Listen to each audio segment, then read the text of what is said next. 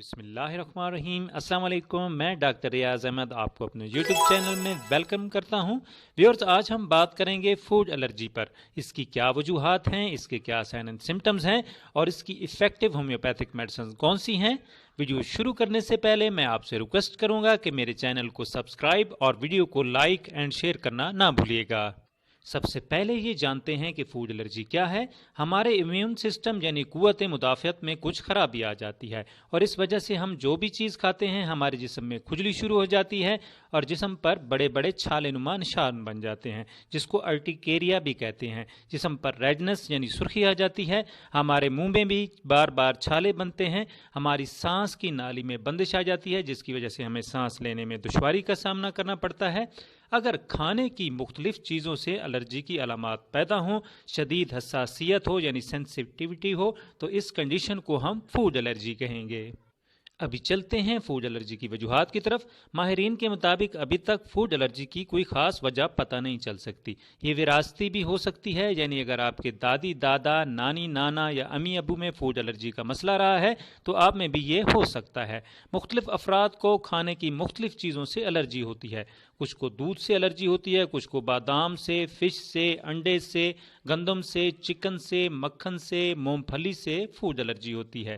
اگر آپ زیادہ مقدار میں کوئی چیز کھا گئے ہیں تو اس وجہ سے بھی آپ کو فوڈ الرجی ہو سکتی ہے۔ اگر آپ کو کسی بھی قسم کا ہارمونل ڈس آرڈر ہے تو اس وجہ سے بھی آپ کو فوڈ الرجی ہو سکتی ہے۔ اگر آپ کو کوئی گلینڈز کا ڈس آرڈر ہے تو اس وجہ سے بھی آپ کو فوڈ الرجی ہو سکتی ہے۔ بہت زیادہ چائے کافی پینے سے بھی آپ کو فوڈ الرجی کا مسئلہ ہو سکتا ہے۔ ابھی چلتے ہیں فوڈ الرجی کے سائن اینڈ سمٹمز کی طرف۔ کھانے کے بعد آپ کے جسم میں خارش یعنی کھجلی بہت زیادہ ہوتی ہے، آپ کی سکن ریڈ ہو جاتی ہے اور اس پر بڑے بڑے چھالے نما نشان بن جاتے ہیں، اس کو ارٹیکیریا بھی کہتے ہیں۔ آپ کے منہ میں چھالے بن جاتے ہیں، منہ کے اندر کی سکن ریڈ ہو جاتی ہے اور اس میں ہلکی ہلکی خارش بھی ہو جاتی ہے۔ اگر کسی چیز سے آپ کو الرجی ہے اور آپ بہت زیادہ مقدار میں کھا گئے ہیں، اس وجہ سے آپ کو متلی کی کیفیت ہوگی، آپ کو الٹی اور موشن بھی آ سکتے ہیں۔ اگر آپ کو کسی چیز سے الرجی ہے، آپ نے کھائی ہے، اس سے آپ کو سانس میں تکلیف ہو سکتی ہے، سانس لینے میں دشواری کا بھی مسئلہ ہو سکتا ہے۔ اگر کسی چیز سے آپ کو الرجی کے مسئلہ ہے، آپ نے وہ کھائی ہے، آپ کے جسم پر سوجن آ سکتی ہے، آپ کے ہاتھ پاؤں، آپ کے یعنی چہرے پہ اور جسم کے کسی بھی حصے میں سوجن آ سکتی ہے۔ ابھی چلتے ہیں ہومیوپیتھک میڈیسن کی طرف۔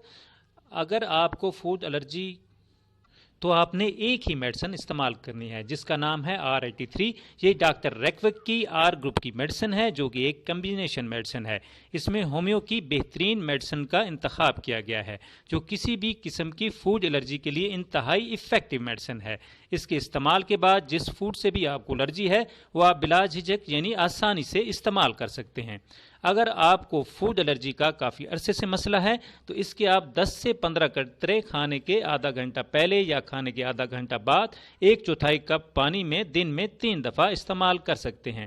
اگر آپ کو فوڈ الرجی ابھی ہوئی ہے یعنی ایکیوٹ کنڈیشن ہے، سیریس کنڈیشن ہے آپ کی، تو آپ نے اس کے 10 قطرے ہر آدھے گھنٹے بعد 1/4 کپ پانی میں استعمال کرنے ہیں آرام آنے تک۔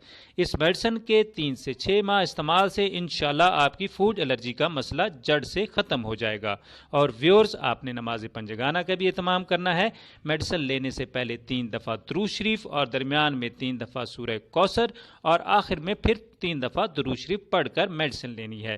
ویورز، اب اجازت چاہوں گا، پھر ملیں گے نیو ویڈیو کے ساتھ انشاءاللہ۔ اللہ حافظ۔